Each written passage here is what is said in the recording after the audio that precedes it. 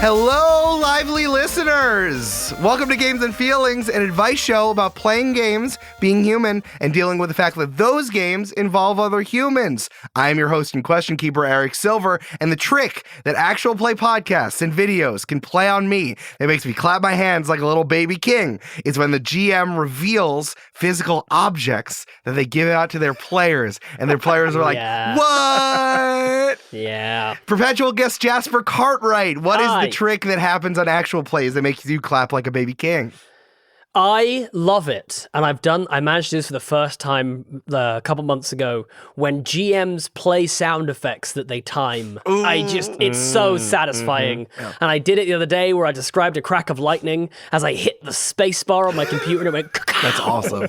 And it was like, yes! I felt like God. It was like the closest I have come to feeling like God, and it was amazing. What I like about that in both ways is if it's a large crew, you really did get like 10 people to make sure this all happened at the same time. But if you're doing it by yourself, you're like, you're so good at OBS. You actually got lightning crack to happen. Both are equally impressive. Hey, Brian Flaherty, TTRPG podcast producer of My First Dungeon. What's the part of actual play podcasts and videos that makes you clap like a baby king? I like it when the game master is describing something really epic and there's music behind it, the music is swelling, and then the music cuts out or ends right before they say the most important and impactful line. Ooh, it gets me especially if that's right at the end of the episode. Yeah. Yes, please. Satisfying. Can I say, though, you could say literally anything and with that amount of backing, and it would sound epic. Oh, for music is the cheat code to podcasts and film. Like, start throwing in music anytime you want. You're going to learn really quickly how to make things sound really cool. For sure. I'm now trying to think of the silliest thing that I could read aloud that I could do right now, and then Mischa would make sound really, really epic. Can you describe the process of not like actually eating food, but the process of going to the shop and buying the food? Okay, for sure. No, everybody, wait. This is going to be worth it. It's going to be worth it. Come on, it's going to be worth it. It's going to be worth it. Go. The first thing you have to do is write down all of the ingredients you need. Nothing's more frustrating to you than realizing you needed something for a really important meal and then realizing you left something at home. Then, if you have a grocery store you like, you got to go to the good grocery store that you like. Or if you don't have a good grocery store you like, you have to go to the bad grocery store. And then they're out of pork belly. But today, there's a special on rotisserie chicken. Boom! Whoa, my gosh! This episode produced by... it's Mischa Stanton. It's always Mischa Stanton. That's right. It's always Mischa Stanton. I was going to read the lyrics of Rubber Ducky from Ernie. Ducky, you're the one. Rubber Ducky, you're the one. You ever seen William Shatner do like a dramatic reading of something? Yes. Oh, for sure. So fun. Just like that. Well, obviously, we're not going to talk about Rubber Ducky the whole time, but we could. We're talking about actual play, crunchy stuff, how to make actual play content. Jasper, you and I talk about this stuff all the time, but I decided to find Brian roaming the streets of Brooklyn, New York, who just so happened to come through to the studio in person. It's been really fun. You mean you went out and found an actual professional? Yes, I did. That's a good idea. Yeah. That was a good idea, man. In my professional office, it's like a little piece of cheese. It's like, I don't want to be in my WeWork anymore. Can I come hang out with you? It's like, oh, this seems nice in here. And then I close the trap and you can't leave in your mind. You can't leave. It's a really nice trap. I mean, I don't know. I could stay in here for a couple of days. It's fine. There's a big bottle on the wall for you to like lick up water coming out of little droplets. And if you just tell me how to work that little like wheel that dispenses the treats, like I'll be fine. Yeah. That wheel also edits the podcast, so you just got to go back and forth on it. Oh no! Okay, it's true. Brian, where might people know you from? I know that you've been doing some really tight shit lately. People might know me from My First Dungeon. It's a tabletop role-playing podcast I produce along with Elliot Davis, Shanook Tessera, and Abby Hepworth. It's a tabletop role-playing podcast. We help first-time game masters build and run their very first one-shot, and then circle back around to discuss what went right, what went wrong, and how we can make their games even better. So basically, we try out a bunch of new systems, bring together a bunch of people to try it out, and then talk to the creators about what went right and what went wrong. And it's all just about having fun. For sure. I also want to shout out the 20-sided newsletter, which you've currently been doing a real deep dive on how to make actual play content, which honestly, teaching people how to do stuff good. That's just my personal thing, my hot take. Yeah, 20-sided newsletter. We're very proud of it. It's a weekly newsletter for people who like games, make games, and like making games. I'm all about taglines today, apparently. It's good. It's good shit. But yeah, it's a lot of fun. And you were just in our most recent issue.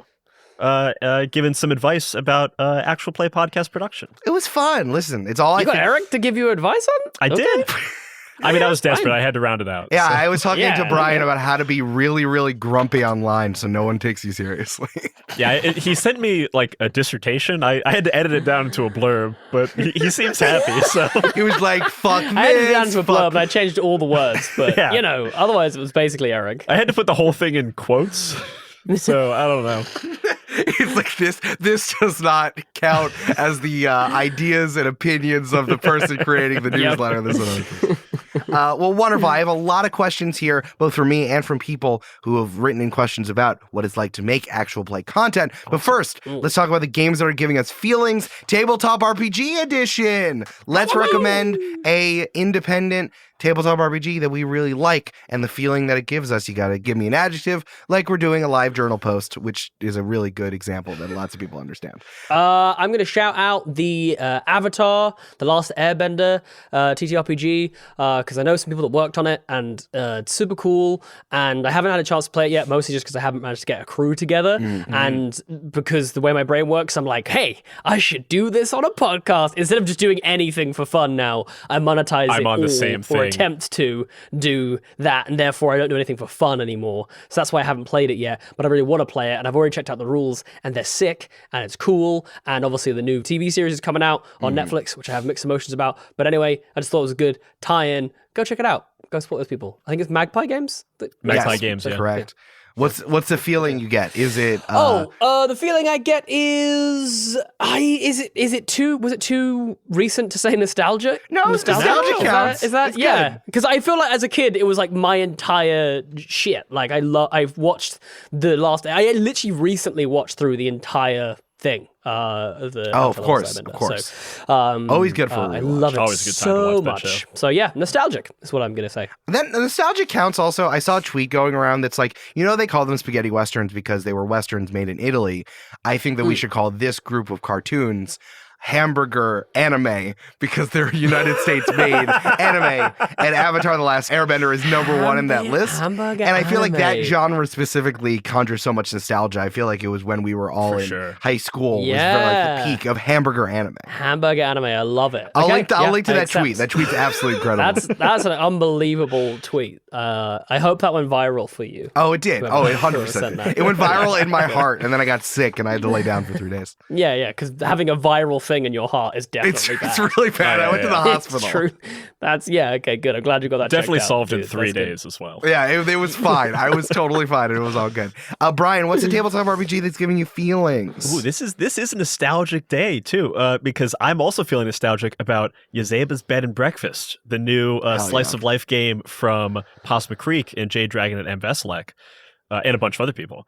Because that game is just, it honestly, in the rules, it describes itself as like a half-remembered Saturday morning cartoon, and it absolutely gives off those vibes. Been playing a bunch of that recently, and it is so much fun. It's incredible. I feel like it's doing a lot of stuff that people have been trying to do in tabletop RPGs, but only like suggesting it or skirting at it, or like, I wish we could have done it, but it doesn't make any sense really to put it in print. And then they're just like, oh no, we're just going to do all this stuff and actually make a whole game surrounded by it, doing a lot of things that we haven't seen in a game like that before. Possum Creek just does not miss. No. They are so good. Everything that Possum Creek puts out, I strongly, highly recommend.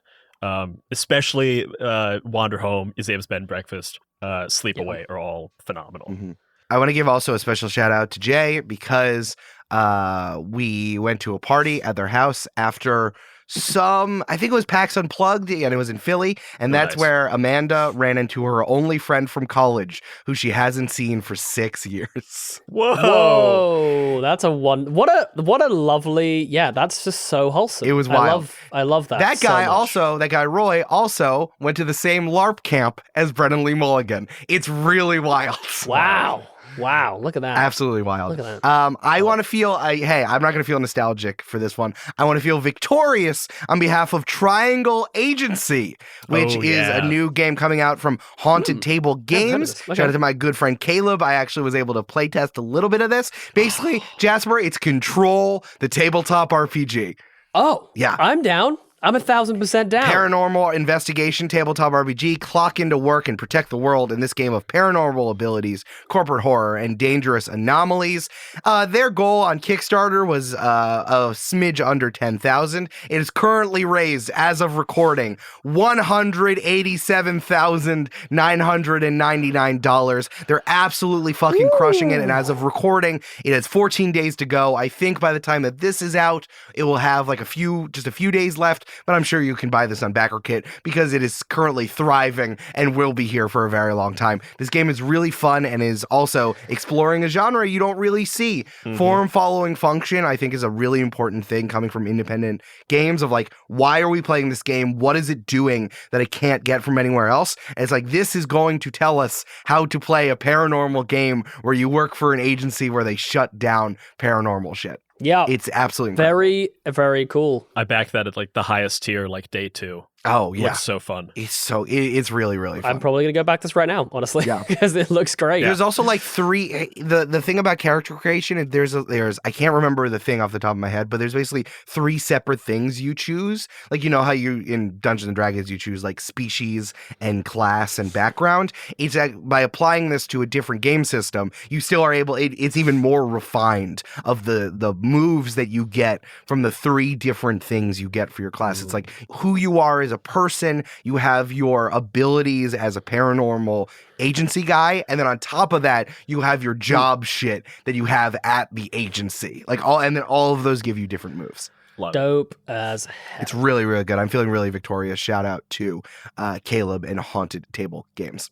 All right, folks, you want to do some questions? You want to talk about actual play stuff? Yeah. Can I just say, I want to say just a huge thank you to Brian. I don't know whether it's just your presence here, but that is the quickest we have ever got onto questions.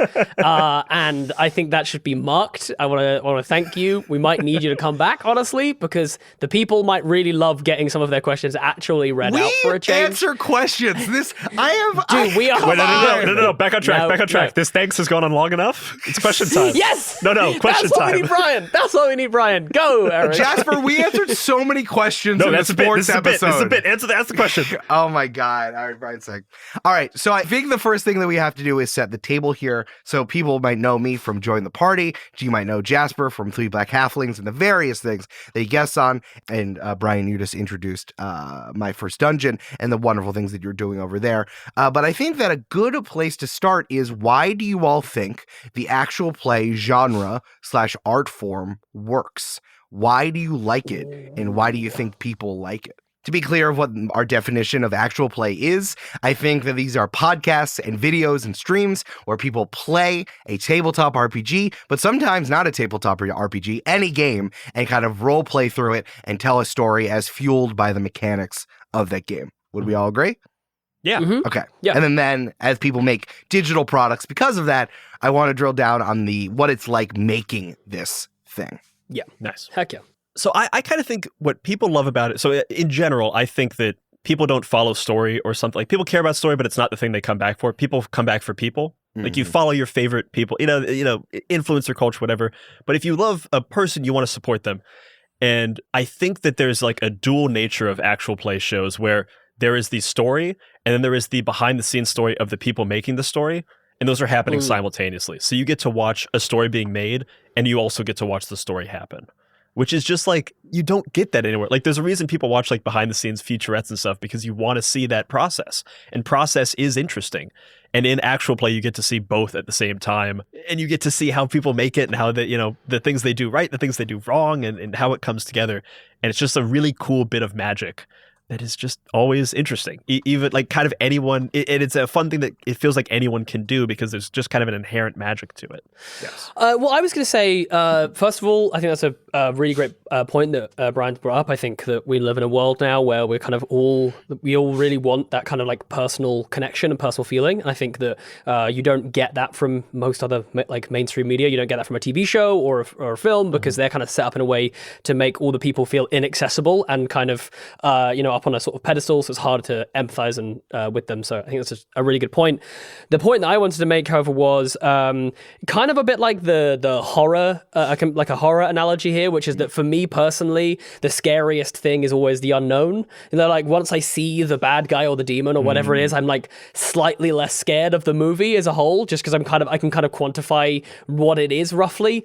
And I kind of feel like the same rule applies for our imagination when it comes to actual play, which is that like our limitless ability to imagine things it kind of gets kicked into overdrive by actual play. We get the ability to like dream into these worlds and sculpt a picture for ourselves. So not only do they feel huge and amazing and incredible, but they also feel slightly personal because my version of a particular world is going to feel different from your version of that particular world, even though we're hearing the same stimulus.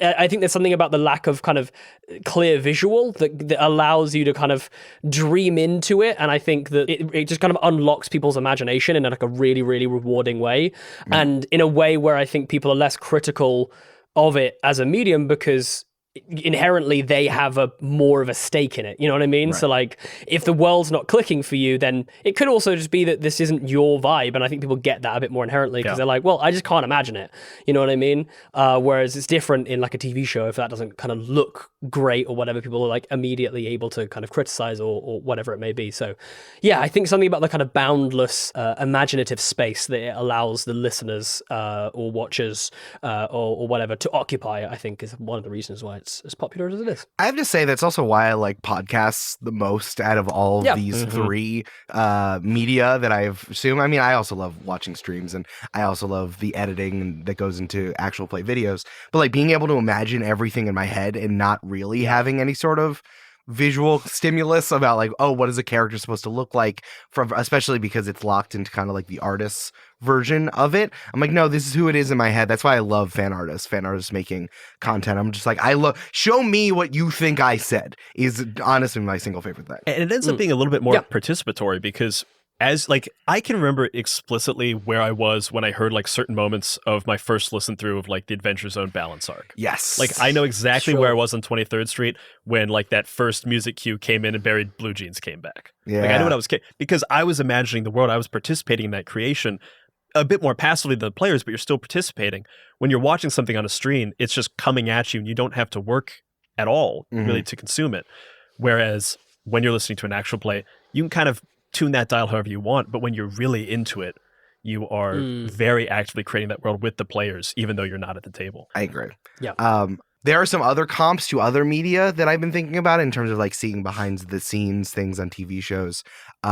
It's like what people love about wrestling, I think is also what people love about actual play, is that you don't know what's real and what's not. And then like shifting that kaleidoscope constantly of seeing if the people playing the game are also doing something. It's like there's something else at work other than just telling the story. And honestly, like seeing a game do something that makes everyone else jump is my single favorite thing that happens in actual play. And it's something I really wish more people leaned into, because it's like the game is the engine. If a TV show is a car and a movie is like a bus, because it's like a bigger version of it, it's like, well, this is going to take me where I want to go. A bus I can go on, it's going to bring me somewhere, and a car is also going to bring me somewhere in a longer route than what I'm excited about. But like an actual play show is supposed to be this totally other beast. It's supposed to like go in the water. It's supposed to fly, or it's supposed to dig underground, because the engine is the game. I like that a game turns into story. It's this alchemy that that is, I thought, the whole point of the genre, and seeing like the art going in different directions, I think is really interesting.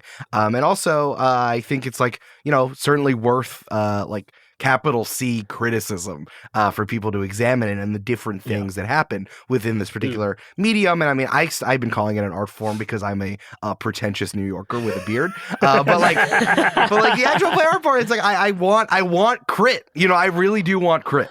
Yeah. I think that it just sparks something there as well, like just using the vehicle metaphor. I think the air of spontaneity about it, I think the fact that the vehicle can change and that it is supported by the mechanics means that like you get something that truly feels alive. You know what I mean? It doesn't feel staged, or, it doesn't feel like some algorithm has said like, well, this guy's kind of hot, so he's going to live till the end of the movie. You know what I mean? It's like, that's not the case here. And not only that, for me, this is my favorite thing about TTRPGs in general, which is when you get towards the end of a session, and as the GM, you go, oh, I know how this ends. Like everything kind of clicks into place. You have that moment where the story is just unfolding in your mind, and your players are with you on that same, like they're also locked in. Maybe they don't fully understand the full arc of it yet, but they kind of feel the direction that we're all moving to. And as a table, you come together and kind of almost like land the plane. You know what I mean? It's almost like the passengers don't necessarily know it, but they're sat in the right places. That means that this plane that's struggling to land or whatever, it makes it easier to land. That's a terrible metaphor, but you kind of get what I'm saying. It's like the idea that everyone is working together to stick the landing, but also the landing, because everyone is in that space, feels kind of inevitable. It's like, this is going to happen, and it's going to be beautiful and seamless. And I just think it's such an enjoyable feeling when you're like, oh, that's it. That's the end. I can feel it. It's right there. Like it's so good. That's cool. I like the idea that like the GM is driving a plane, but they need like all of the passengers to be like, hey, so what? So like, I need you to dream up what the landing gear looks like. Everyone think about it together. Come on, everybody. Let's imagine. Yeah, that's what it feels like. It really does. And then one passenger's like, oh, sorry, you have landing gear though. That's you're just asking us to do this like a fun game. You have. It's just an exercise, right? Where you have it's the like, mechanical piece. Yeah, I have landing gear, but what do you want landing gear to look like theoretically? Could you just what's the safest? I think is probably honestly. I want it to look like exactly what you have. Yeah, exactly. No, I actually don't want to. It'll be a surprise. It'll be a fun surprise for all of us if I don't tell you. And then your kid pipes up and it's like, I think it should be a inflatable flamingo. Hell yeah! No! Hell yeah! Boom, the one word everyone wants to hear on an airplane is surprise. That must be like there must be like a list of like banned words on airplanes, and surprise has to be one of them. I like just yelling surprise has to be on the no-go list. So I was on a flight once going from New York. I'm from Columbus, Ohio, so I was flying from New York to Columbus. And the pilot, I really sniped that out of the air. Yeah, you said I was saying earlier, I was like, man, I don't know why people live in these major cities. Like Columbus is great. It's where all these artists moved and stuff. And I just shot that out of the air. In the moment, I was like, did he like research me and knows I'm from Columbus? No, I didn't know that. What a move. I was like, what a weird thing to know. But I was flying to Columbus, and the pilot gets on, to say like, hey, everybody, I'm your pilot. We're cruising and we're flying altitude or whatever. And he goes, oh, so right now we're in a little jet stream. It looks like we're going, wow. And then he proceeds to tell us. Yeah, that's a real word. Like, that should be wow. What are you talking about? Like, no pilot should ever be surprised about how fast the plane is going.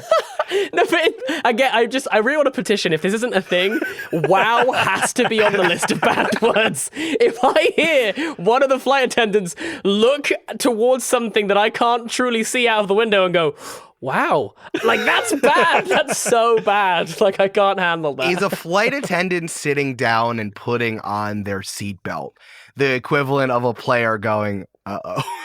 Like a veteran player being like, oh, I know what happens next. Oh, jeez. Yeah, or like them looking down at their character sheet all of a sudden and just not looking up at you for the next 5 minutes because they're furiously going through their spells. That's the equivalent of plugging in there. I would love to have a quick conversation about this because I think we're joking about it. But it's like, how much do you want to know about a DM or a GM revealing how they feel while things are going on? Or whatever. Because the thing that I struggle with a lot is me saying, oh, I didn't prepare any of that. Or me saying, I actually spent 3 straight days coming up with this thing. And then I think that either way, I'm unsatisfied because I think the thing that I'm now giving up is the magic of my players knowing what or what did not happen, even if it's afterwards. Do I want to tell you about what I did? Because then like the magic trick is gone. The kaleidoscope is one of the lenses of the kaleidoscope is fully away. And now you're just like, oh, look at that pretty glass. That glass is pretty pretty. So just to continue with the metaphor, because you brought up magic, I used to be a close-up magician, and I've studied like a lot of magic, especially card magic. I love it. I still love it to this day. But for a long time, I fell in love with watching it because I was like, I knew all the tricks. Like I knew what it was, and I could appreciate it for like the craft. But I was just like, okay, I see he's doing the top pass, and then he's doing the class, whatever, yada yada. Yeah, I feel that way when I watch GMs on streams. I'm like, oh, I see the top. I see the trick. But it's like this item is on the back of your hand. I see it. But there is something about that the more you know, there will come a moment, no matter what art form you're learning about, where you'll see something that you can't explain, that gets you. And like I can think of certain magic tricks, like I saw them and I know about as much as like a pretty active hobbyist can know. And it absolutely blew me away. And when you get those moments, the magic of it is heightened by tenfold because I know so much. I know all the tricks in the book. I know everything that could possibly happen. And then someone gets you. That's when it feels really good. If that makes sense. Yeah, I think that's a really good analogy, actually. I think the idea of crafting a story needs some air of mystery, I think, for me. Like, for me to kind of, like, fully immerse myself in something, I want to I want it to feel as organic as kind of possible. I quite enjoy learning stuff after the fact, you know what I mean? Because then I feel like, for me, I wouldn't mind, like, a DM's journal coming out, like, after I've listened to a whole series. Sure. You know what I mean? Just to, like, find out, like, how their experience was and what, you know, and they don't have to go into too much detail. I think that's fine, but I definitely think like whilst I'm in it, I definitely love having that air of mystery, that kind of like feeling of like building. This world feels somehow organic, you know what I mean? Because when I'm listening to something or watching something, you know, even though I am a producer and even though I've been on film sets and do you know what I mean? I've made video games, you know what I mean?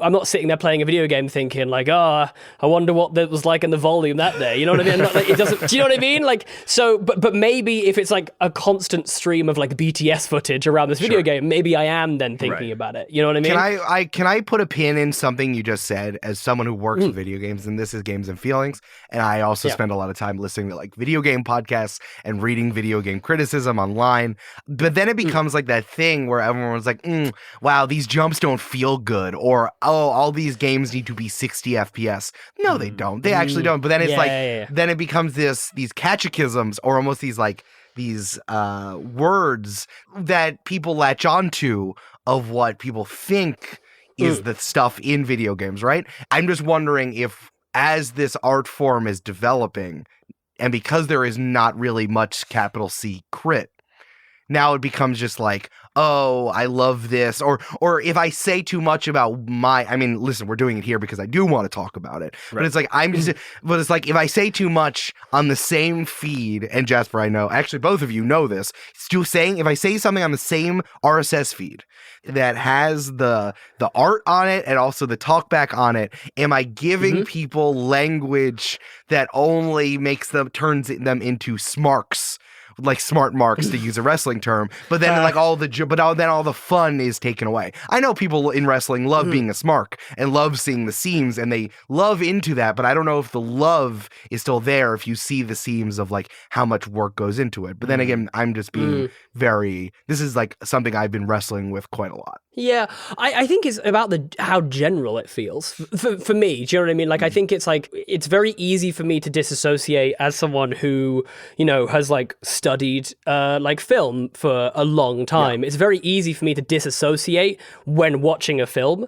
But if I'd already seen the like how it was made about that exact movie already, I'd probably be sat there going like, oh yeah, I remember they did that. It's almost a bit like with the Mission Impossible movies. I think this is probably a good example. Very good example. Because we all know how the big stunt happens before the movie comes out now. Now, that's part of it, and I think that that's a bit of a test case, but I can almost guarantee, even if it doesn't necessarily make it better or worse, that absolutely fundamentally changes how you then perceive that moment, because I will now be sat in a cinema caring for Tom Cruise's life, not for the life of his character, Right. you know what I mean? Because I'm like, he's actually on the side of a building, or what, do you know what I mean? It's like a very different thing because it's a very specific example. So I think in my head, I'm like, as long as I can disassociate by going like, this is generally how stuff's made, but I don't know exactly how this was made at the time of watching it, I think I can disassociate enough to enjoy the medium, if that makes sense. Yeah,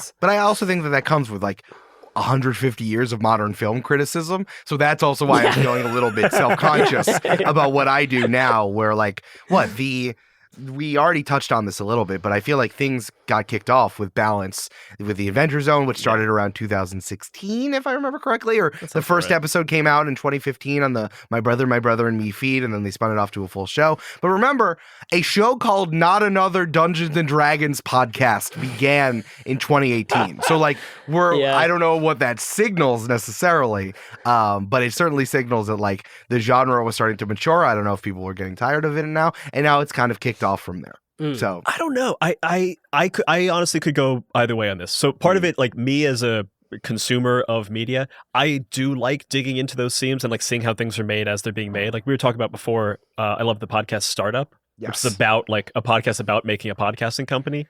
So, and I think there's something great about that, like because you're seeing something you're consuming something at the same time as you're seeing it being made, you kind of form a deeper connection because you're watching the trials and tribulations of it happening.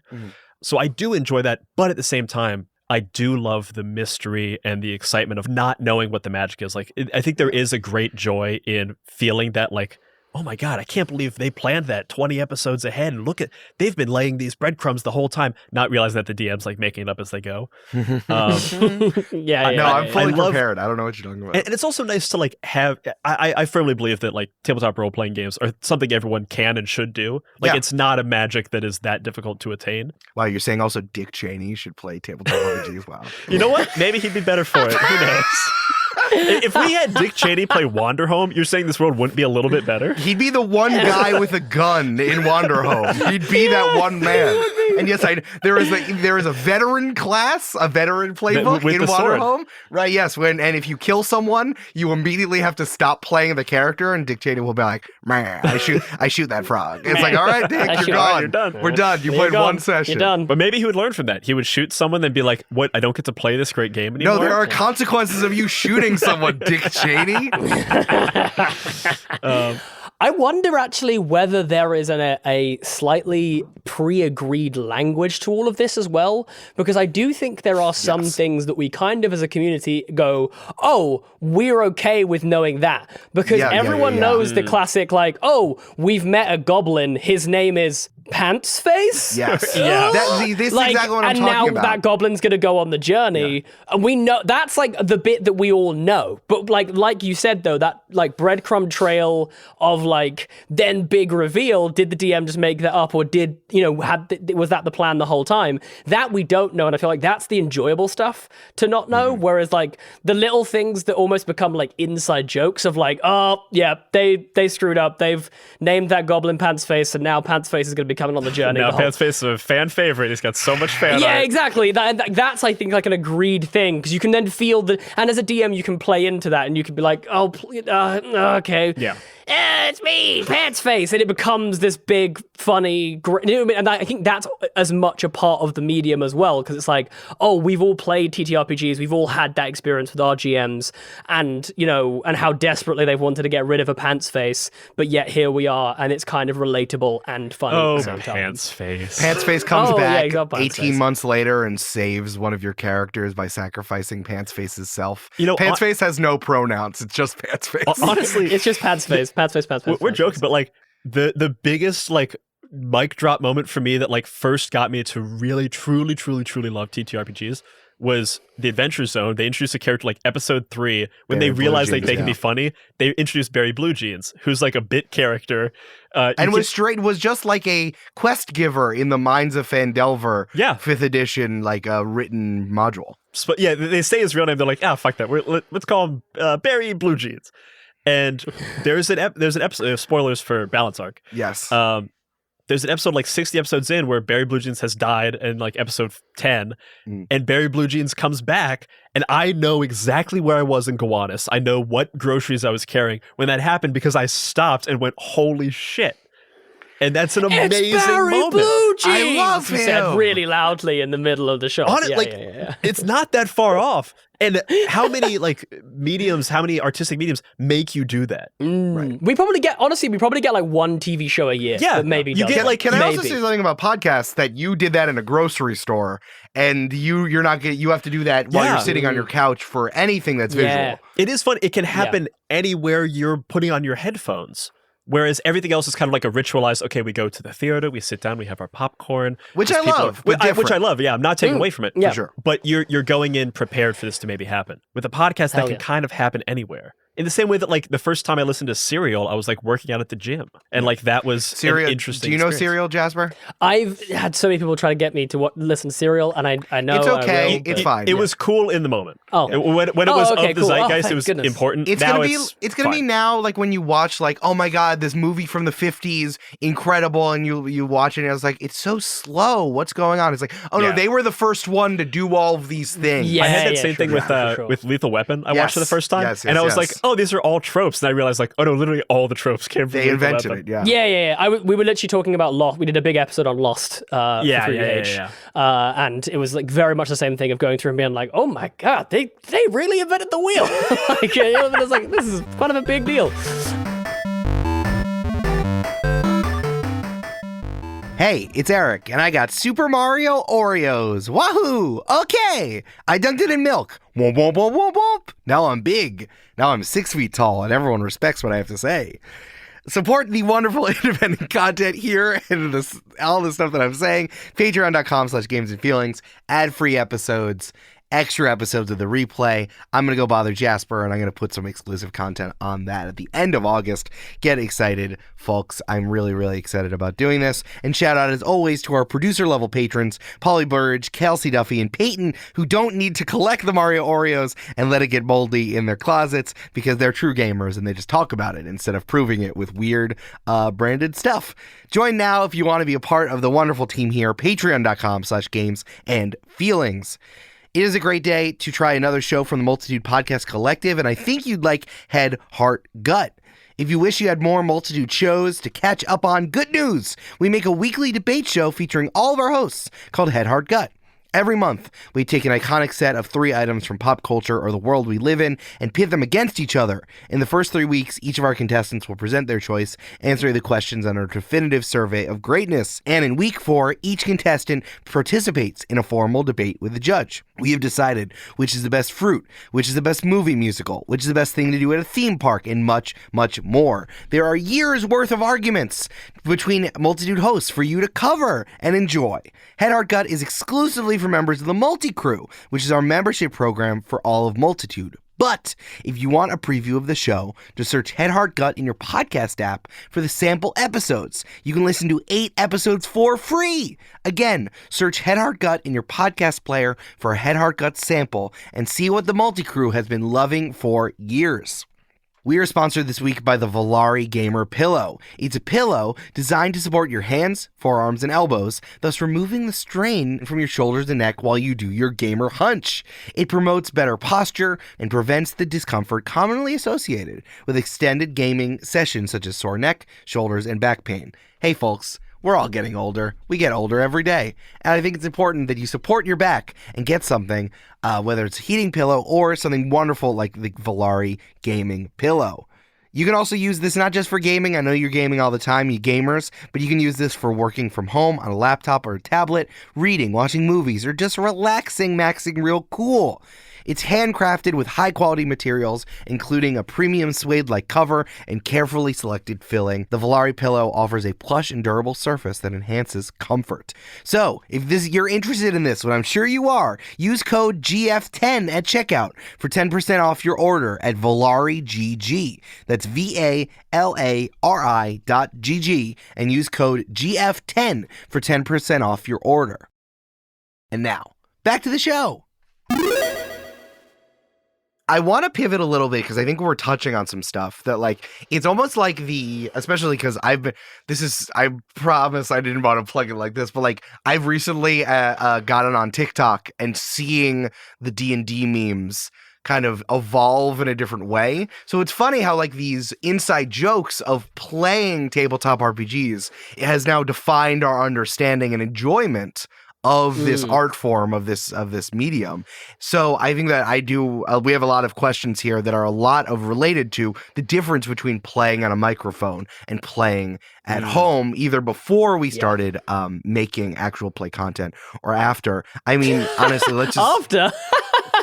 What, you mean you can start creating content and then you can go back to having a fun time with your friends? No. Good. Yeah, a lot of these questions came from the Multitude and Join the Party Discourse, and you're all wonderful. This one came from Carl's. Has doing an actual play affected how you feel about home games being more of a pastime? Basically, does it feel like more work rather than a fun reprieve? It's funny. Both me and Jasper are aggressively nodding our heads. Furiously nodding. I agree. I started a home game with like guys who make actual play stuff, and I'm like, oh man, this is so much fun. I love it. And then of course it fell off because we didn't have the time to schedule more of it. And it was like, we were all just sitting on our hands during the height of the pandemic. And then as soon as that went away, we stopped playing. And I had the same thing. I did 52 weeks straight during the pandemic with a great group. And we haven't picked it back up. Yeah, we did. The only thing that we did was like make stupid jokes, being like, wow, if I did this, I'd really get canceled. And it was like, roll to hit. It was just like a lot of shit like that.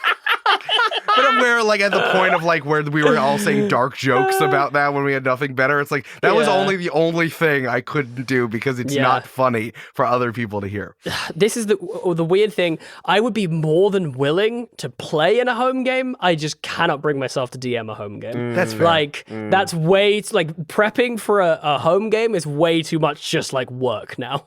You know I'll what I run mean? a game for you, bud. We don't have to record. I like GMing not on a microphone. It feels like I'm putting up shots at the gym if I was a basketball player. Truly, that's the way that I like. That's how I feel. That's honestly how I feel as a player. Like that's how I feel when I get to play when I'm not on a microphone. Is like, I just get to feel like I'm stretching, testing some stuff, seeing if things work. It's kind of nice. It's kind of fun and freeing. It's just like it's prep for me. Like I've always said to my home game friends, I'm like, look, we'll run a completely improvised campaign if you're down to do that, because I just don't have the wherewithal to be sat for like hours going through the like, okay, what's King Wenceslas up to or whatever it is. You know what I mean? Is he making Christmas worse?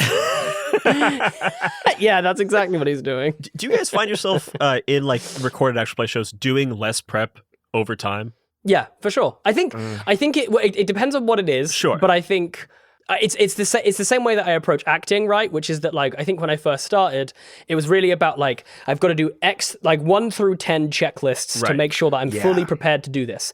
Whereas as I've got better and as I've got older and I've got more used to it and I'm in more of a rhythm, I go, okay, actually like 4 of the things on this checklist kind of just use up energy, which I maybe don't have right now, and actually I know that that's going to be there. You know what I mean? Like I know I'm going to be, I can lock in without doing all the things on this, like sheet kind of thing. Right. And I also like, I just find that through kind of getting better and bit more familiar with the process, I've got better at like improvising, and actually I prefer in a lot of instances to improvise.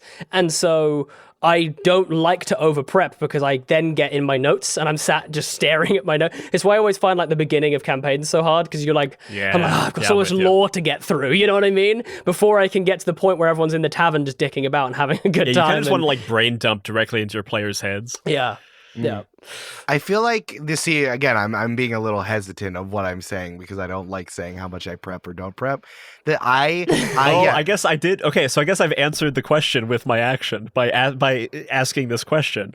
So Right. I guess I like to hear more. You like to? I mean, I would like to say it. It's just like sometimes I feel like it gets not taken out of context, but like as people who make stuff, you're like, oh yeah, I do that. So I'm going to use Jasper's thing as a jumping off point because it's a very good way to describe it. Yes, I used to prep a ton, and then I'm like, oh wow, I ran the session without prepping, and now I feel like I prep a lot on stuff I want to prep a lot, like building out, like I've been trying really hard to get better at describing settings, and I've done really hard to try to like give people definable characteristics, like clothing.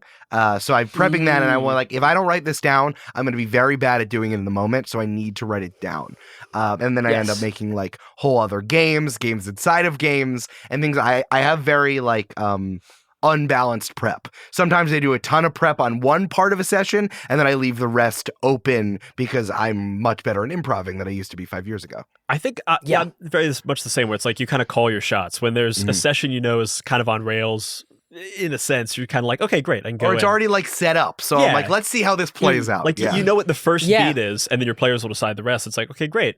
But then there's also the session where your players are like, hey, we buy an in-world magazine called The New Yorker, and then you make a 32-page real-life New Yorker magazine. Right, exactly. Which I did during the pandemic. Tight.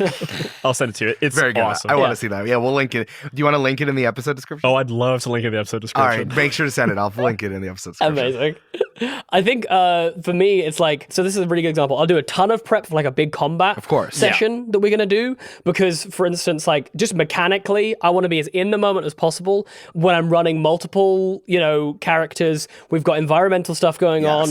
I want to know what's happening in the map. I like to use theater of the mind as well. So I'm not going to have like a ton of minis and stuff. So it's all relying on me keeping this very consistent image in my head. So I'll prep like a madman for combat, but then the session after a big combat, I almost never prep a single thing because I always think there's such a beautiful kind of catharsis which falls after like a big, huge, especially if it's like we're talking like almost like end of an arc type combat.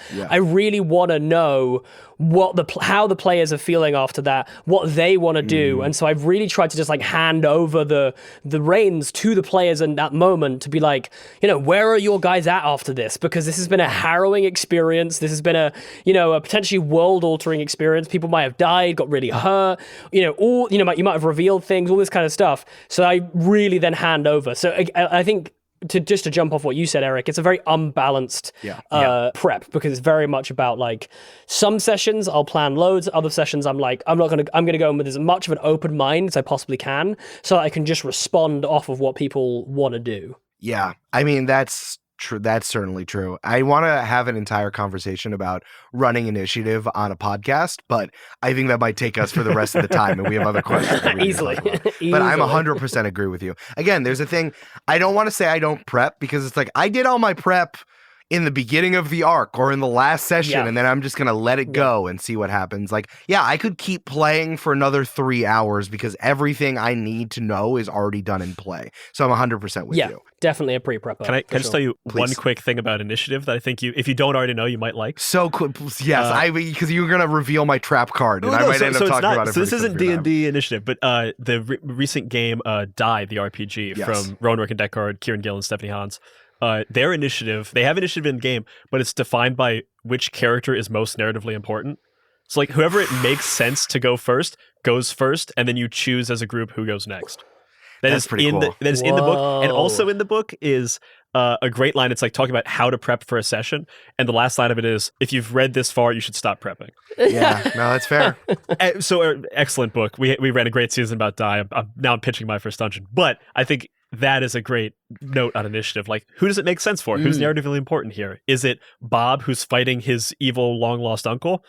Bob's going first, baby. No, I like it. It's more about like going. It's like, all right, you go, and then you go, and then you go. I feel like that's that's inherently against the narrative flow of actual play, and I just like, I should play a different game, on some. It's like, But I always try to come up with other stuff. One thing that I have started doing, apologies, the last one. It's fine. One thing I have started doing is, I found it really, really helps my players in between rounds, just as like a random bit of advice, is doing a round summation at the end. Yes, that's Basically basically like going back through everyone's turns to basically say like, so what happens is Eric swings in with a sword, cuts under here, the guy kind of parries that one attack and goes here, then you come in with this spell which gets deflected, and do you know what I mean?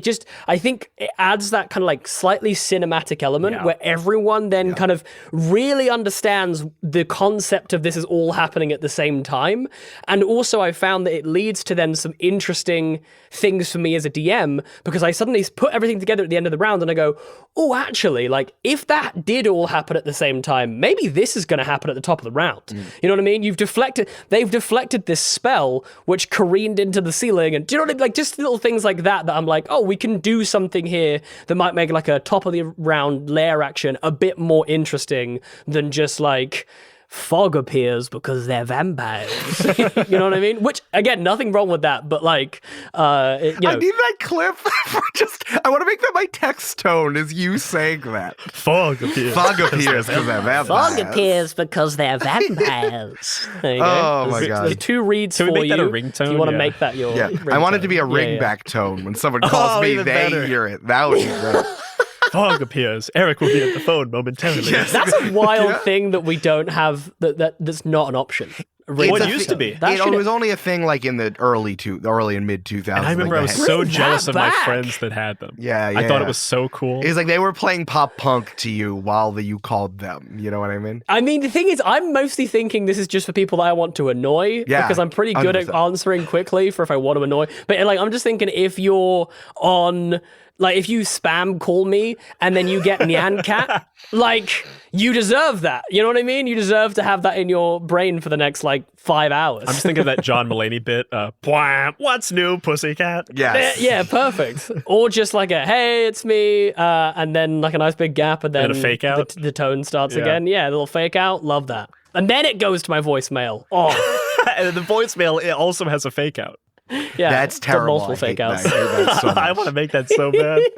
And the reason that you hate it, Eric, is because you know that eventually you're going to try calling me. Yeah. That's what you're going to hear. It's like, oh, it's like your voicemail is going to be like, oh, hey, what's up, Eric? If you can't hear me, I'm just in the bathroom right now. Boop, just kidding. It's a voicemail. Amazing long con if you choose a person's name. Because Yeah. then a bunch of people don't get it. I would pick Eric, I think. Excellent joke. That is commitment to the bit. I think that we've started to hit a lot of these questions. I just want to say some of the ones that we've already answered, like sneaky sloths. What things should you prepare before a session, and what things shouldn't you prepare a session? Any stories about preparing for the wrong thing or not preparing the right thing? I think that we hit that as well. But I do want to touch on this, which is from Aiden. What's a complication you came across while planning or playing on mic that completely blindsided you? I got this one. We were playing the game Die. And Die is basically goth Jumanji. Hell yes. You're Sick. players, and you get sucked into your D&D game. It's awesome. If you haven't checked it out, I absolutely recommend reading both the comic that is like Hugo nominated and the RPG. And players go into the world and they're talking about, they have their first battle and they're like, oh, we got to go to the nearby village. And I was doing the thing that DMs sometimes have to do, where they take notes on what the players have just said, because it's a lot of improv. They've said a lot of names of things, so I'm writing it down to make sure I remember. And one of my players, named Chinook Tessera, is our kind of resident chaos gremlin. Of course. He's a great stand-up comedian in New York. And I stopped listening for like 30 seconds. And he, like he said something, my brain tuned back in, rewound, and like caught up. And I realized that he said, oh yeah, that town down there made up entirely of children. And everything I had planned for that town could not be done with children. So I was just like scrambling. So I made it. It was true. We got to the town and we kind of like spun it as like these are ancient, these like 400-year-old people, but they all look like children. And real very quickly, anime. very vibes, quickly, yeah. I was describing the Willy Wonka world. Like, oh yeah, there's like a bicycle that's on a tightrope going across. And there's all these kids drinking alcoholic chocolate milk and stuff. And then, oh yeah, and then you see, so there's some normal elves as well. And we only talk to the normal elves. That's amazing. I mean, isn't that what you want though? Your players to participate. Like sometimes I get I love really. it. I love it. It's like so I don't want to. Like I don't want this to be Eric Eric monologuing at you and you treating me like I'm a visual novel. Like, I do want you to put something in there because it's like a game of hot potato. I'd listen to the Eric monologuing actual play though. I'm just, you know what I mean? I'd listen to that. I appreciate that. Like, I mean, it helps that I'm the best DM in podcasting. You are the best DM in podcasting. That's what I was about to say. I was about to say you're the best DM in podcasting. I keep hearing this get bandied around, and I've yet to see the proof in the pudding yet. It's funny how there truly is only two people bandying this around. It's me and Eric, and the two people that are saying this currently. But it's going to catch on. It's all over my feed somehow. I don't know what you guys have done to my feed. Lots of people are saying it. A lot of people are saying it. They really like it. It's all happening. That's the first time I've done a Trump impression. I can't believe I just did that in 2023. Yep. Here we are. It's still relevant. You should keep developing that skill. It'll definitely pay off. Yeah, well, I'm the first person to do a Trump impression. Oh, God. Yeah, well, as the best DM in podcasting, for sure. Thanks for not disputing it, Brian. But I mean, the best games of... the best tabletop RPG games are a game of hot potato, where it's like, where everyone is really competent and you get to throw it to each other and all of you are trying to do it. Not to put a foot down trying to trip someone up necessarily, but just to like toss them the hot potato. I've been telling, especially when I have new players at my table, I like to tell them, don't try to break the world, but know that you won't break the world. Like, that's a good one. Do whatever you want. It's going to be fine as long as you're not malicious. Yeah. And I think on my first dungeon, we play a lot of games, and a lot of them recently have been GM-less or like more collaborative. So I love GM-less games. They're so good. Actually, this is my tip for GMs out there and for players. If you haven't played a GM-less game like Wander Home or something, go try it out just once. There is something really great and rewarding about learning to let go a little bit of some of what you've created, having that be a more collaborative space. And it's really fun to like get to a big moment in a game that you're GMing, like you are the, capital G, capital M GM, and going to your players and being like, so this guy walks up, he's got, the relic in his hand. What does this person look like? Oh, I love that. And like letting them build the world, because then when someone else gets to build some of those big moments, they become so much more invested in what that thing is. Like a lot of times players just get to build the goofs and spoofs of a game. But if you let them build the hard outlines of a world as well, they're going to really care about that thing. This is something really, really important as well. Like, I will always, at the start of a new campaign, get every player to just, if it's like a big campaign or if it's like an ongoing thing, I will always get players to tell me what their hometown, their home area, looks like. Who's there? What the houses look like, what music they play on festival days, what, you know what I mean? Like just as much detail as I can, because this works twofold.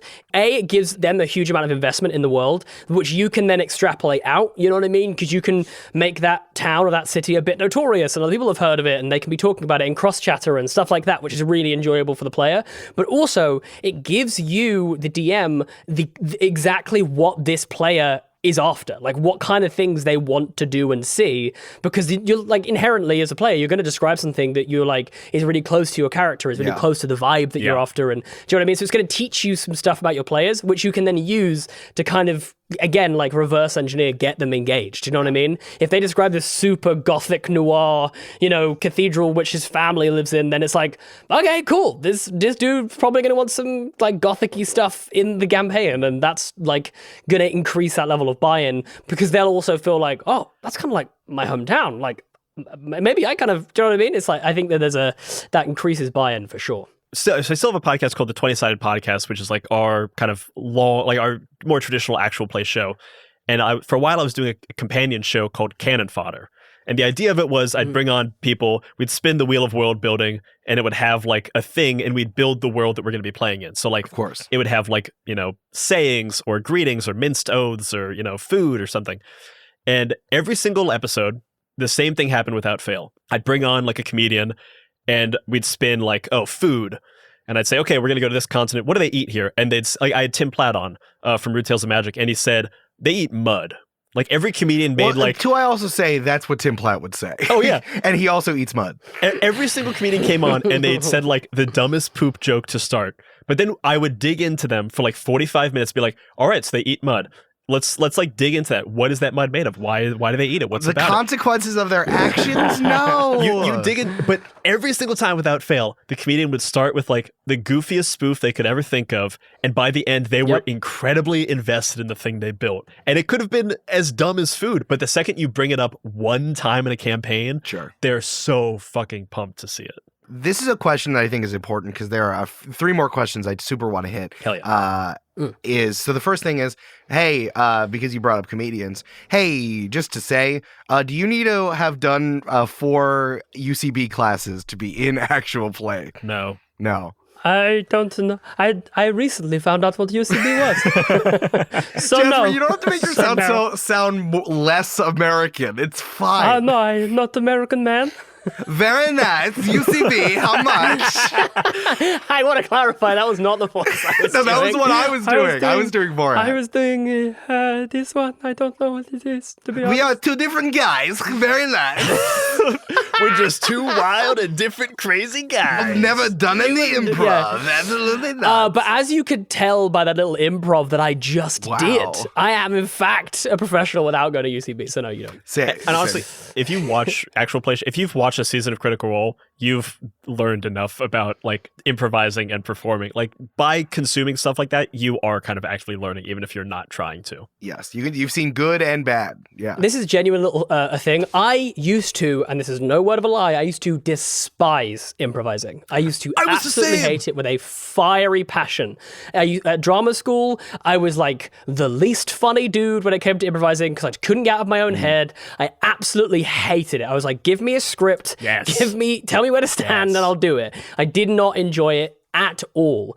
But the second I started playing Dungeons and Dragons, I was like, oh, wait, I can do this. I love improvising now, to the point where I've even considered doing an improv show, which is, I'm still a couple of years off, but like I thought about it, you know what I mean? And that's a really big journey for me. So I would say that like D&D can be a good improv school, honestly. When I first moved to New York City, I fell into a group of a bunch of comedians. A bunch of them were improvisers, a bunch of them were stand-ups. And I wasn't a comedian, but I was the magician, so they'd have me on their shows, and like, I'd be the break from all the improv comedy. So funny. But I went to a ton of improv 101 shows, and every single time I went, I'd be like, this would just be better if you wrote it down and like edited it. Like if you made this into a sketch, it would be good.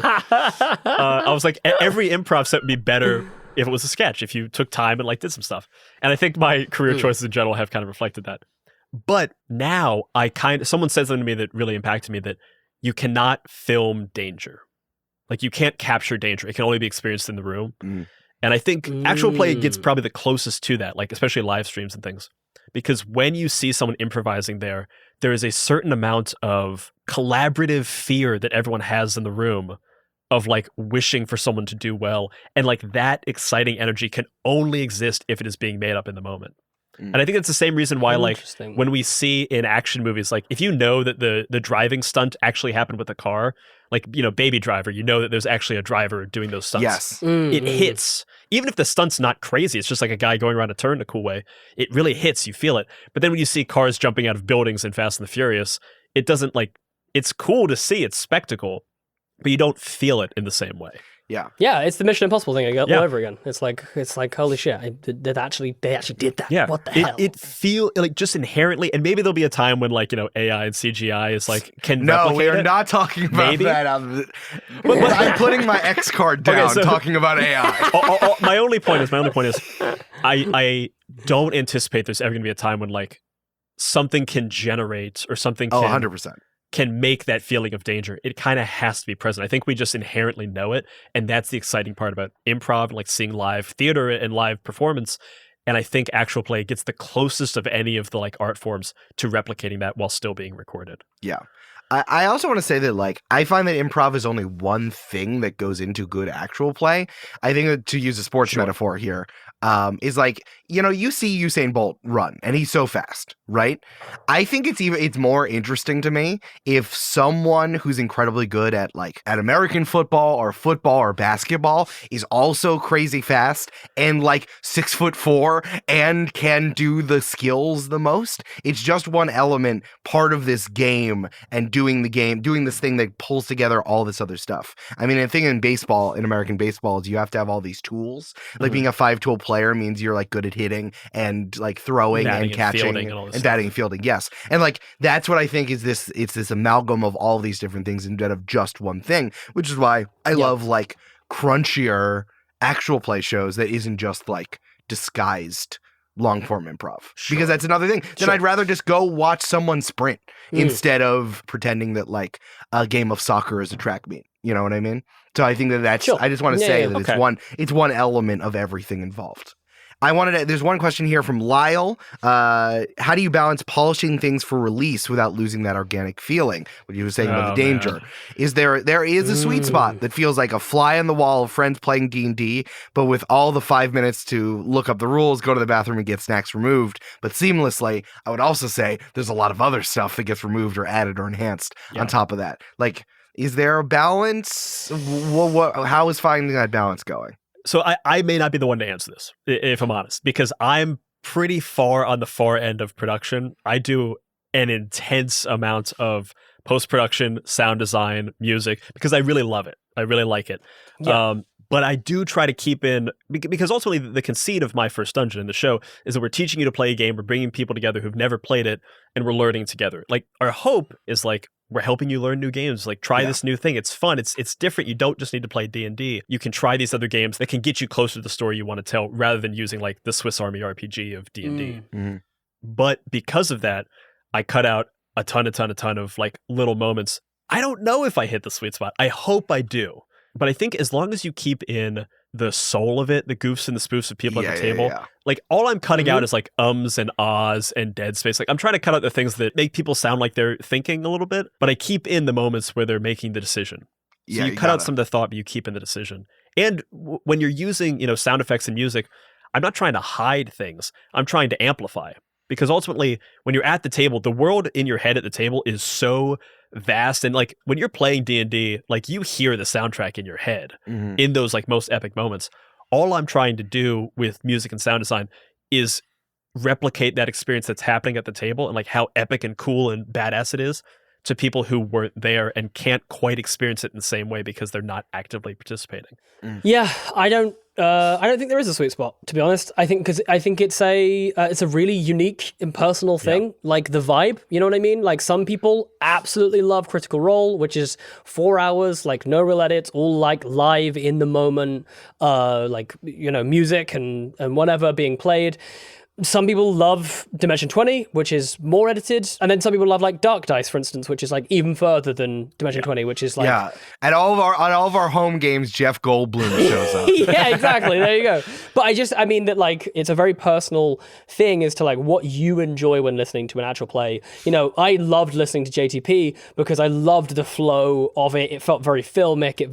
For me, it felt very visual, which sounds weird. Do you know what I mean? It felt less like I was less thinking about you guys sat around a table or on a Zoom playing the game. I was more thinking about like the visuals of the world. You know what I mean? Whereas some people like that, seeing, some people want to see like the Dimension 20 thing of like imagining the people at the table and those are the people that I know and like and etc. So I just think it's the piece of advice I would say if someone's looking to do this, do whatever you enjoy, because ultimately you need to be able to sustain it and you want to be able to continue doing it. But also I think that's the easiest way for you then to feel like, to Brian's point, exactly that, when you're capturing the soul of the show.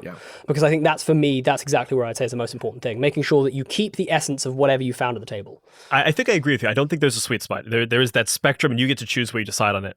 I do think there are some like minimum thresholds you should hit, because if you're trying to make an actual play that's going to be on mic, you have to remember that there's a player that is not at your table, that's the audience, that's going to be consuming this as well. I think to help this a little bit, I think the thing you need to remember is that it's not a home game.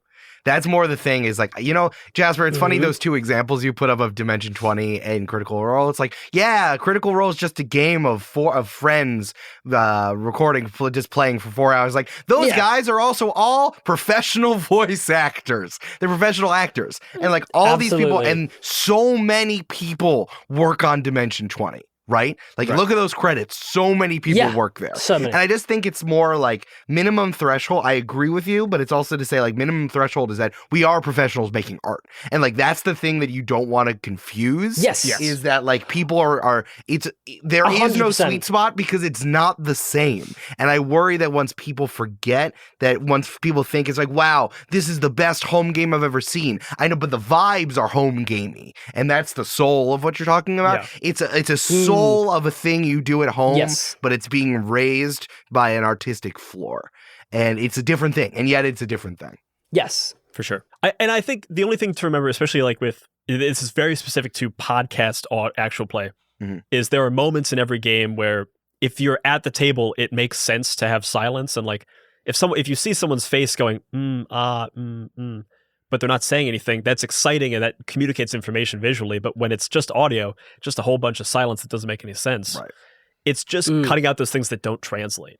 I think that's the only floor. And trying to get rid of distractions with like, make sure your mics are set up right and, make things sound good so that the audience can come in and just be interested in the story and the home game and the vibes that they're hearing and not be distracted by anything else that's happening because of technical or because of translation issues between something that is a collaborative, in-person medium being rendered for the purely audio form. Absolutely. Yeah, you have to know the form. You have to know the form, and you have to know what your form is. You know what I mean? Like, what format is your show taking? Is it going for that more home game vibe? Is it going for, and that's still exactly to Eric's point. You're still going to be a certain conceit to that because you are going to have to edit it to make it feel more home gamey for a podcast audience because it is a curated show. But it's important that you understand what is the form, what is the vibe that we're giving. Three Black Halflings is chaos. Like, people love the chaotic energy that we have. So for us, it's about cutting a lot of like dead air out of like actual play stuff and making sure it feels zippy, but then leaving in all the like insane gaffes that we do, and we go on for like 10 minutes talking about how this camel is obsessed with my character and wants to like try and form a legal marriage with him. Because that's, you know what I mean? That's the soul of the show. Exactly, that's the soul of the show. Exactly. And I just want to do a quick addendum here. And I know everyone says this, and I hated it before I started things. Like every filmmaker, every famous filmmaker says this, the equipment doesn't matter. I just want to say that real quick, because if you're thinking of doing this and are like, oh, but there's so many barriers to entry, I did a whole series in the 20-sided newsletter about like how you can do this cheap. It's good. And just to be very specific, like our upcoming season of Good Society, one of our players is Katie Maravich. She bought a $60 microphone that plugs directly into her computer. And that's what we used, and it sounds great. Like, you do not need to break the bank. The best equipment that you can get for recording a podcast is silence. If you can get to a quiet place, great line. Generally, the mic it doesn't matter so much. The reason that podcasters buy more expensive mics is because it means that I can leave windows open on hot days and it's less of an issue. That's the only reason we buy more expensive mics, is so that the recording is more fun. But like generally, if you can be somewhere quiet, you'll be fine. Yeah. I love that. That's a great. I'm gonna like get that on a T-shirt or something. That's so good. Yeah. I actually came up with that in the moment, and I was like, this is kind of good. But now you ruined it. Because it was, now we know it was improvised. I know. Now we're luxurious. I thought I don't want to know if you had written it down or you just came to you. I need to exist in the moment. Actually, you know what? I kind of like knowing that it was improvised. Like, genius does just happen sometimes. Yeah. We are now getting into this point, and I think it's our last question. This is from Marina. What's something you wish you knew when you started out making actual plays? Now, this is different from all of us. I think it's important for all of us to go around and say, what year was it when we put out our first actual play episode? 2001? 2001? I think so. 2000. Oh, sorry. Oh my God, 2021. Oh, 2021. 2001. Oh, whoa, that's just a solid 20-year difference. He's like, yeah, dude, I was recording 3.5. No one liked it. It was wild. I used to download it on people's iPods. How did you even have the equipment? Like, it's like, yeah, I was listening to an edit of it when 9/11 happened. It was crazy. I was 10 and just killing it. I think 2021. Okay, I think mine was 2017. And Jasper, I think yours was 2020, yeah? Yeah, 2020. Pretty sure it was the end of summer. It was like September 2020, I want to say. That's wild. Yeah. So before that, in the days and weeks before, what's one thing you could give a piece of advice to yourself? Okay, so I think Eric, as the elder statesman of the group here, you should go first or last. I don't know. It's up to I'll you. go You're first. the elder, I'll defer to you as the one who's done this. Yeah, the I'll longest, go first. as the professional. Oh, of the room. thank you. I'm super professional. So professional. I think the thing that I think about the most, and I wish I had like embodied, is just like do your own thing and lean into your own thing. Because I think at the time in 2017, the Adventure Zone is popping off, and now everyone's starting to make an actual play podcast. And like, there's this thing called Critical Role that seemed really hard to get into, and some guys in Acquisition Incorporated, it was too dense, and I did not really understand what was happening over there, right? So it's like everything was stemming off of the Adventure Zone, and then I needed to remember, like, well, the Adventure Zone really just came up because Griffin McElroy got his hands on 5th edition early because he's a video games critic, and they got to play this game that no one else had done. They were first, right? And then once someone's first, you got to do something that's yours because you can't try to just chase the thing that exists. The reason why we made it during the party is like there were a bunch of things that I think that we wanted to do that were different, but it was in response to the Adventure Zone and not like, oh, I want to do this and have it exist because it's the thing I want to do. And like, I feel like I'm finally coming into my own on this on campaign 3, like this year.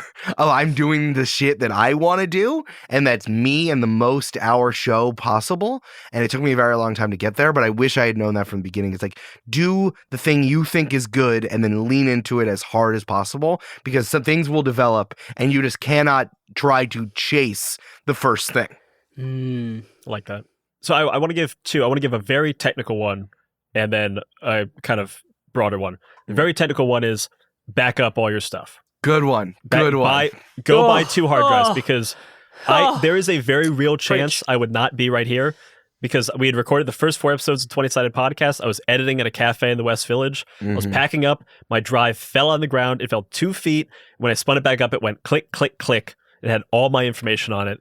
And it took me 2.5 days to download all the information I needed at like 1 kilobyte a second or something. I still don't have the raw files for the first 4 episodes. And honestly, that is the most devastated I've possibly ever been. Like when I realized I almost lost it. Soul just left my body here. And even worse, I had fully edited 2.5 episodes. Oh no! Like spent hours. Yes, I can't. It makes me. I immediately it makes me feel like I'm gonna be sick. Understand? Especially because it was first. Like it's not. It's like, oh, I'm gonna do the old house style. You were literally making it up. You were literally like that was all ground out of your head of like making choices. Jesus. It was so devastating. And like, so this is my very technical thing. 3-2-1 backup system. Yes. You should have 3 different things that you're backing up to. So like 3 different places in 2 different formats. So like 2 on hard drives, one in the cloud. And one copy somewhere weird just in case. Yes. That's what it is. Yeah. That's my favorite one. That's why my mom has a backup of my laptop just in Nashville. Just in case. And like storage now is pretty cheap. Go out, buy 3 LaCie rugged hard drives that are 2 terabytes. I've had the same ones since I started the show. So like 2.5 years, and they're just filling up now. Also, LaCie's Lacey's, they're pretty. I think they're very pretty. Cute. They also nice. look cute. So that's my very practical advice. Just go do that. That's of all the investments to make, that's the one you make, because if you lose stuff, it truly, truly, truly, truly hurts. The bigger one is I wanted to make an actual play podcast after I heard the Adventure Zone, which was probably for me back in like 2017, 2018, and it took me until 2021 to make it because it felt like there were so many obstacles in the way, because I would hear like Brendan Lee Mulligan or Critical, I think it was more Matt Mercer being like, I prepped for 4 hours, or you get the things where it's like, oh yeah, I took a bunch of comedy classes, so I just made it up. Right. And it felt like the barrier to entry was so high.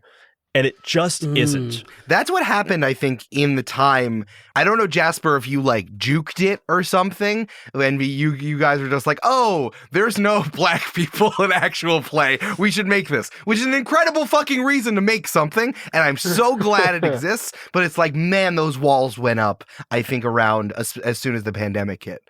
Like, if you're starting something you've never done before, if you've never edited audio, you've never recorded audio, it will be hard for a second. Yeah. Like, just accept that. Like, learning any new skill, it's going to suck for a little while as you're trying to figure it out. It does not suck that bad. And you get to play fun games with your friends. So if you're thinking about doing it, go read the articles that I did in 20-Sided Newsletter. It'll do a lot to get you there. if you've listened to these shows, you already kind of inherently know how to make this. Go get friends that are as excited about this as you, and just do it. Yeah, start your artistic practice for sure. It's fun. Yeah. Yeah, I think I'll quickly comment on what you said, Eric, because I think that is something that is worth noting in this particular question, which is that I didn't know, and I'm so glad I didn't, because if I had, I wouldn't have started the show. Like fundamentally, if I'd have been more in the TTRPG space before, I wouldn't have started the show. There's no way. I'm glad. I mean, it's incredible that the show to just praise you and the existence of Three Black Halflings in the first place, because I still remember finding the show independently, and I met you like a year and a half afterwards. It's like this thing that's totally different from a different location, from people who we haven't seen before, and then all of a sudden it's on HeadGum. It's incredible. I know that, Jasper, I joke that it's like your Cinderella, but like it's so good that it's out of nowhere, so that it's something totally different. And I mean that like in the truest and absolute way. Sometimes something being started in like in a vacuum. Yeah, thank you. If something being started in a vacuum allows it not to be hampered by the fear that I was seeing when the show was going, and that was hampering Brian from starting in the first place. Yeah, or the fear that I have now. Like I think we all have trauma. I think it was very much like I remember Googling. I went on YouTube and I typed in Black D&D, and the first thing that came up was a Terry Crews one shot, and I was like, we have to do better. Jesus. That was. Do you know what I mean? I was like, okay, we have to do better. I started the show. That was like the extent of the research that I did on like TTRPG. I'm so glad. If you had gotten like one page lower, I don't know if you would have showed. Exactly. I would have stopped. I would have stopped immediately. Yeah. But I think the biggest thing that I would say is, yes, I completely agree with you. I think comparison is like the death of art. Like it's just like, it's so unhelpful. It's so like negative, and it's so counterintuitive, right? Because it's just like the people that listen to you aren't doing those comparisons. You know what I mean? Like if I like a thing, I literally listen, my two most listened to podcasts are two sports podcasts about the same team. Yeah, dude. They do exactly the same thing. Exactly the same thing. Do I compare them? No. Do I care about when one is more edited than the other? No. I couldn't care less. I just want to consume as much of that thing that I like as possible. So, and I think this is the thing. Maybe this is the bit that I would love to say now. It's like, you don't have to be original all the time. You don't have to reinvent the wheel. As much as like I always preach, like, don't try and be the new Critical Role or whatever. Just make something, enjoy making something, and then once you've made something, if it's working, great, carry on. And if it's not, then allow yourself to like have those tweaks and make those changes and stuff. But you don't have to, like, don't inhibit yourself from starting by going, that's been done there and that's been done there. Because it's just like, well, then no one will ever start anything. But also remember, like, literally everyone out there is a patchwork of other people. Like, everyone is a collage. Yeah. No one has your lived experience that, like, so you think like, and I deal with this too as like a bit of imposter syndrome. Like, I know where all my influences are, so I see what I make, and I'm like, oh well, this is just The Prisoner, and this is just Doctor Who, and this is this, and this is this Dimension 20. But if you're not living in my experience and understanding all those things, you don't see it as a patchwork of things. Dude. You see it as a completed piece of art. Yeah. Can I say also, because Wes Anderson has a new movie out, like Wes Anderson and Quentin Tarantino say that they're stealing shots from 1950s movies and 60s movies, and they're like, yeah, I love it, it's awesome, and I'm gonna do it. And like, it's not stealing. Like, I know I just said stealing, but it's not. It's pastiche. Also, Jasper, the thing you said about rounding things up, the first time I saw that was in the first season of Dimension 20, when Fabian is riding on the motorcycle, and he summed all that thing up, and that's also where I heard that for the first time.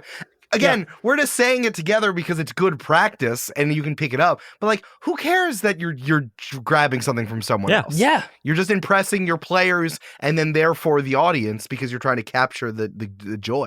The number one thing that was so consistent across all of my every bit of drama school training that I ever did was, and all teachers said this, despite the fact they disagreed wildly on a lot of other things, they all said, all art is theft. That is just the case. It is true. At some point, somebody probably did it. Maybe they didn't do it for as many people. Maybe it was a completely different genre or a different medium or something, but like someone has probably already done it. And if you like a thing, it is not like if you like I've always said I want there to be more shows like Three Black Halflings.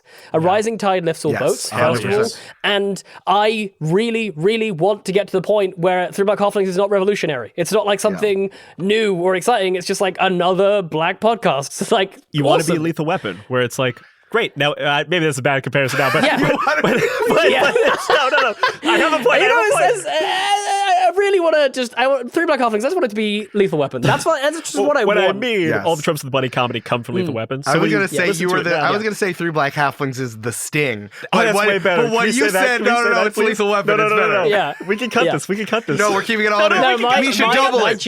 No! My genuine line is always that I've always wanted Three Black Halflings to be Batman, which is like the Three Black Halflings will always be there until like the community no longer needs it. You know what I mean? Like that kind of idea that whilst there's crime in Gotham, Batman will be there. It's like whilst there's not enough diversity in the TTRPG and sort of fantasy space, Three Black Halflings will always be there. But like truly, I hope to get to a point where it's just like, okay, cool. Three Black Halflings can just talk about normal stuff. Do you know what I mean? We don't have to talk about diversity anymore. I just really want to say that Three Black Halflings is incredible at talking about that stuff. When people did not have the language, y'all gave that to me. So it's like, I understand. I know where you're coming from. And like, I hope that when I said that it felt like it was out of nowhere, that's not what I'm reducing your entire stuff to. No, but the thing is, it absolutely was. And I think it was only from like its inception. But it was a fantastic thing for me to feel. I think that helped. Feeling like I caught lightning in a bottle kind of thing gave me the drive to carry on. You know what I mean? I think if it had been a very like lukewarm response, it was way too vulnerable a premise for me personally, and I think for us as creators to make that and then for it to be like, meh, it's all right. Yeah, have you heard it? Yeah, it's fine. Like, we were talking about, like, I was literally, like, during the summer of 2020, whilst we were releasing episodes, I was coming to terms with my own blackness on mic. You know what I mean? That was way too vulnerable. Like, if it hadn't have been for the, like, outpouring of, like, love and, like, welcome that came from the community, it wouldn't have carried on. Like, there's no way that I would have carried on doing it. Because it was like, if I'd have just been met with, like, meh, if you had Jasper whining about being black again, I'd have been out of there. We needed the language. You know what I mean? So I think it's important that it was that. And especially of how important it was of where the game was going. And see, even us creators, we're still coming to term with our shit. Like you do in your games, fully. We come to term with the actual play. You can see me becoming more and more overtly Jewish on Join the Party 100%. I just want to get out ahead of this and say I'm really bummed at myself that I compared both of these shows to a Mel Gibson vehicle. It was great. It was fine. I'm just gonna put it out there. No, that's okay. I get it. Mel Gibson, Three Black Halflings are right next to each other. Yeah, we love the Mel Gibson comparison. Right. No, it's fine. It's totally fine. But like, I also think that like, there's also, you know, even if you stumble into, and then it became an artistic choice for Three Black Halflings to be a variety show and to have all those things, interviews and talkbacks alongside actual play, just like Join the Party. The whole point of what we did was that we had the after parties to teach people how to play at the same time. That's what we were doing because no one was learning how to play from listening to the Adventure Zone and Critical Role. Yeah, you picked it up, but like actual playing, then there was a whole other hurdle. It was like the thing that got you to pick up the book, but then how do you even play the thing? And I think that like intention, the whole thing is about like do something intentionally. And regardless of what it is, do something intentionally. Yeah, folks, we talked about this for a long time, which I assumed we were going to do because it was great, and I love talking about this stuff all the time. We didn't even touch initiative all that much. I'm so happy that we did. You're all great. I could really, if people like hearing about this crunchy stuff, maybe Brian will have you back, or maybe we'll add another person as well. We'll have a 4-person conversation, and it's incredible. Hey Brian, where can people find you on the internet?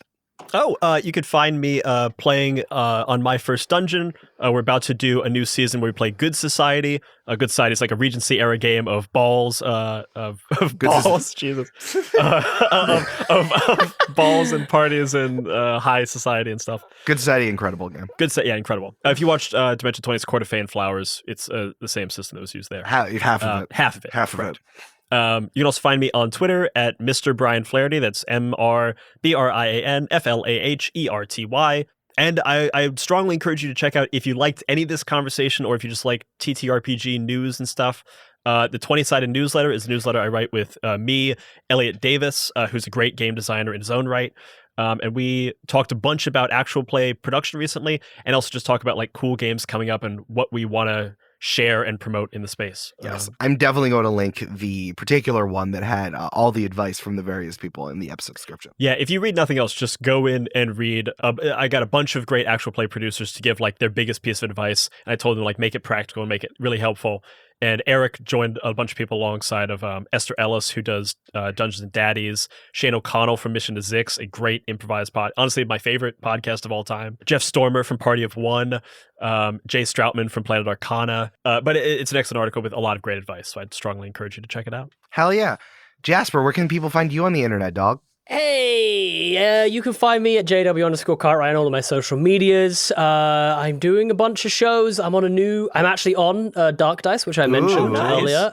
Probably why it was on the top in my head. I had a great time playing with those guys. A very different TTRPG listening experience. If you're looking for something, it's a horror-based game, and it is genuinely horrific and scary, and the way they edit it is equally awful, and I was legitimately scared playing it, so that's good. I do have a bit of an exclusive. I am actually stepping down as one of the hosts of Three Black Halflings because we've actually got Mel Gibson joining the show as one of the Black Halflings. So I guess go follow Mel Gibson. Jasper, you legitimately got me. That was pretty good. I was there too. I was like, wait a minute, what? Wow, Jeremy really in Jeremy's rider, it said Mel Gibson eventually needed to come on. That's incredible. Damn it. Look, he has to get on there. I genuinely could see your faces, and that really made it much more enjoyable. No, Mel Gibson will never be anywhere near Three Black Halflings for a plethora of obvious reasons. But go check that out. It's 3. I've ruined myself now. That's great. That's 3, the number 3, Black Halflings. Check out the show on all the social medias and everything like that. Eric, where can people find you on the internet? That's right. I co-hosted. Oh my God, it's so co-hosted. good. Here's the thing, Jasper's always the co-host of the show. I just like calling him the permanent guest. It makes him sound fancy. It does make me sound fancy. The I've literally had 3 people after it got announced, like 3 of my mates being like, ooh, permanent guest, what's that? And I was like, dude, it's just a co-host. Like, I had like 3 of my close friends be like, dude, congrats. Oh, good, like, let's go. Great That's gift. so I'm validating. Like, yeah, man. Yes, okay. A bunch of people wrote in the Multitude survey being like, I hope Jasper gets elevated to permanent co-host. I'm like, he is. It's a joke. I'm joking. It's joking. My heart to these people. You're Thank you so incredible. Much. It's very You're kind incredible. of you. Please keep petitioning for me to get that promotion, okay? Eric is keeping me here and refuses to give me the promotion. I keep asking him, and he says, no, I'm waiting for Mel Gibson to return my email. Then, if he says no, then you'll That get was it. Brian. I did not say that. I did not say that. This is my life now.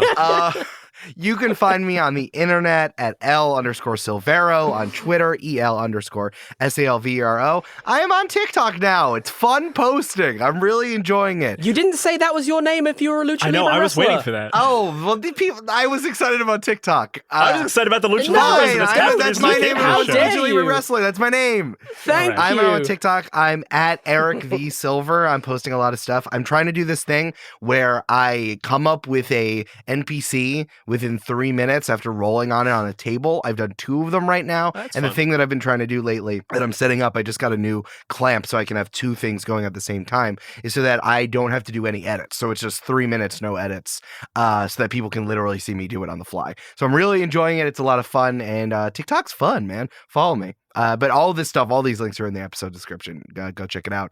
Thank you again so much, Jasper, for being here as always as the permanent co-host / guest because of your fancy boy. And Brian, I'm really upset at the energy you brought to this episode. But I'm happy you're here. Oh no. I'm sorry, everybody. I'm so sorry, Brian. I came at you with the full 3 Black Halflings No, it's double incredible. barrel No, it's today. fine. Like, You know what? At my heart, a comedian, and god damn it, I respect a callback. It was hot as hell. It was absolutely hot as hell. And remember, guys, like all art, there is nothing in the instructions that say anything about feelings.